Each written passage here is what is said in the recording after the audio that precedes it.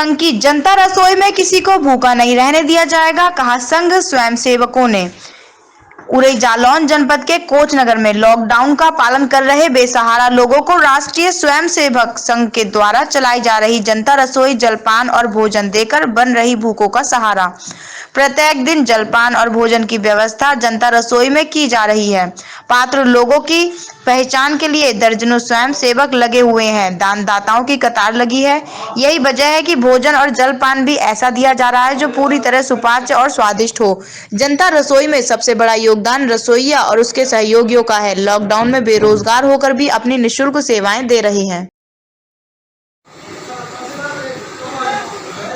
देश इस समय कोविड-19 से जूझ रहा है और इस कोविड-19 से जंग जीतने के लिए हमारा शासन प्रशासन और पूरी तरीक़ा से मैदान में है और उनके साथ साथ उनका सहयोग करने के लिए तमाम समाज सेवी संस्थाएं भी इस समय काम कर रही हैं। देश के हर कोने कोने में समाज सेवी संस्थाएं काम कर रही हैं। ऐसे ही हमारा बुंदेलखंड में जनपद जालौन आता है। जालौन के तहत एक कोंच तहसील है। यहाँ पर भी काफ़ी दिनों से चर्चा में आ रहा था। जनता रसोई जनता के द्वारा चलाई जा रही है और उसकी जिम्मेदारी का निर्वहन राष्ट्रीय स्वयंसेवक संघ, जो कि एक विश्व का एक विश्व स्तर का सामाजिक संगठन है, उसके द्वारा संचालित किया जा रहा है। तो राष्ट्रीय स्वयंसेवक संघ किस प्रकार से इस महती भूमिका को निभा रहा है, चूँकि काम कठिन है, और उस कठिनाई को कैसे अपने सिर पर लेकर के और किन लोगों का सहयोग लेकर काम कर रहा है। तो आज हमारी टीम कोंच में आई हुई है और कोंच में राष्ट्रीय स्वयंसेवक संघ के 2 पदाधिकारी और स्वयंसेवक हमारे बीच में हैं। हमारे बीच राष्ट्रीय स्वयंसेवक संघ के नगर संघ चालक श्रीमान नरोत्तम दास जी स्वर्णकार हमारे बीच हैं और इसको जो महती भूमिका निभा रहे हैं, जो दिन रात करके एक अपना काम दे रहे हैं, से सुशील कुमार जी दूरबार, जिनको मुर्खू महाराज के नाम से लोग जानते हैं, वास्तव में जनता के चहेते हैं। और उनके साथ एक स्वयंसेवक सायं कारवा के नाते जो काम करते हैं, अर्पित कुमार वाजपेयी, और दूसरे आशुतोष जी रावत, आप भी यहाँ पर बहुत महती भूमिका निभाते हैं, सक्रिय स्वयंसेवक हैं। कपिल लिछारिया, आप भी यहाँ स्वयंसेवक हैं और बड़ी अच्छी मेहनत कर रहे हैं, ऐसा बताया जा रहा है। अरुण कुमार जी मिश्र व्यवस्था प्रमुख हैं और व्यवसाय के नाते आप अधिवक्ता हैं। ये हमारे सब बीच हैं। तो मैं चाहूँगा आज इन सबसे जानकारी करना। तो देखिए, सबसे पहले हमारे नरोत्तम जी आदरणीय संघ चालक जी हैं, नगर संघ चालक हैं, और द्वितीय स्तर पर जो बैठे हैं, दूसरे स्थान पर बैठे हुए हैं सुशील कुमार जी दूरबार जी। तो मैं समझ रहा हूँ कि सुशील कुमार दूरबार जी से मैं वार्ता करूँ इस विषय पर। दूरबार जी, आप बताएं कि जनता रसोई कब से चल रही है और इसमें कैसे और कहां से आप सहयोग प्राप्त कर रहे हैं? जनता रसोई राष्ट्रीय स्वयंसेवक संघ द्वारा संचालित है और हमारे जो व्यवस्था प्रमुख जी है अरुण कुमार मिश्रा ने और नगर कारवा पवन झा ने जिज्ञासा व्यक्त की कि यहाँ भी सूखा राशन वितरण का कार्य प्रारंभ किया जाए। हम लोगों ने चिंतन किया और इस बात को ध्यान रखा कि सूखा राशन के साथ साथ जो गरीब निर्बल असहाय व्यक्ति है, जो खाना बनाने में असमर्थ हैं, उनको चिन्हित कर भोजन बनाकर वितरण करने का कार्य भी प्रारंभ किया जाए। तो ये इसके लिए जो पैसा आ रहा होगा, जो अर्थव्यवस्था हो रही है, वो क्या आप घर घर जा कर लेते हैं, क्या व्यवस्था बना है? ये हम अजगर करे न चाकरी, पंछी करे न काम, दास मनु के कह गए सबके दाता राम। इसी पद्धति पे हमने एक काम किया। किसी को कहीं भी कोच नगर में किसी के यहाँ मांगने नहीं गए हैं और सारा सहयोग यहाँ चल के आता है। लोग फोन करते हैं या हमारे व्यवस्था प्रमुख जी को या हमारे स्वयंसेवकों को या जो हमारे वितरक हैं उनको फोन करते हैं।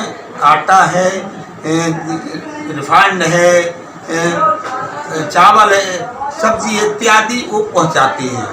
अब ये कोई व्यवस्था सारी कोच नगर से ही हो रही है, कहीं कोई वो नहीं है। संचालन क्योंकि राष्ट्रीय स्वयंसेवक संघ कर रहा है, लोगों को लगता है राष्ट्रीय स्वयंसेवक संघ एक पारदर्शिता से काम करता है, इसलिए सहयोग अपार सहयोग मिला है। आपको कैसे लगता होगा कि ये पात्र व्यक्ति है?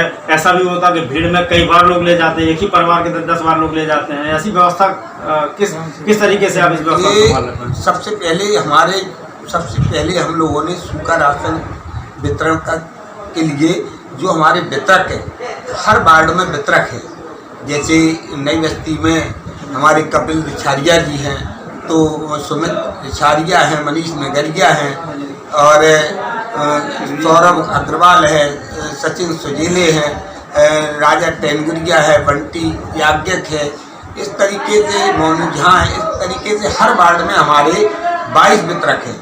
तो उनसे जो वितरक जाता है उनको पता पड़ता है इनका राशन कार्ड नहीं है, ये प्रवासी है, तो उसी के हिसाब से सूखा राशन और भोजन उनको देने का काम करते हैं। संचालक जी, सोशल डिस्टेंस का पालन कैसे कर पा रहे होंगे?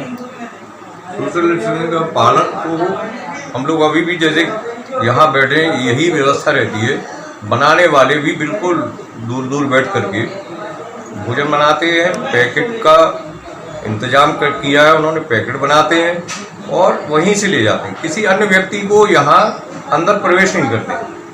एक हम लोगों ने व्यवस्था बना रखी है कि उसके बाहर ही, मतलब कोई भी अगर आ गया मांगने वाला तो वो व्यवस्था के उधर ही रहेगा, यहाँ अंदर नहीं आएगा। तो क्या राजनीतिक लोग भी इसमें आना चाहते होंगे? क्या उद्देश्य रहा है इसके पीछे? आना तो रहा है, उन्होंने हेल्प भी की है, लेकिन किसी का हस्तक्षेप नहीं है। राजनीतिक व्यक्ति के किसी भी क्षेत्र में, चाहे वितरण का हो या हमें सूचना देने का हो, उनका कोई मतलब उसमें रोल नहीं है। हमारे स्वयंसेवक लगे हुए हैं, स्वयंसेवक ही संघ की रीढ़ है। अगर स्वयंसेवक जान गया कि ये व्यक्ति फला व्यक्ति पात्र है, तो संघ का ये उद्देश्य है कि वो व्यक्ति भूखा न रहे, और ऐसी आपदा में, ये घनघोर आपदा कहेंगे, ऐसी आपदा में हम तो कहते हैं भगवान ने प्रेरणा दी, दूरवार जी को, अरुण मिश्रा जी को, साथ में हमें भी इन्होंने मतलब सम्मिलित किया।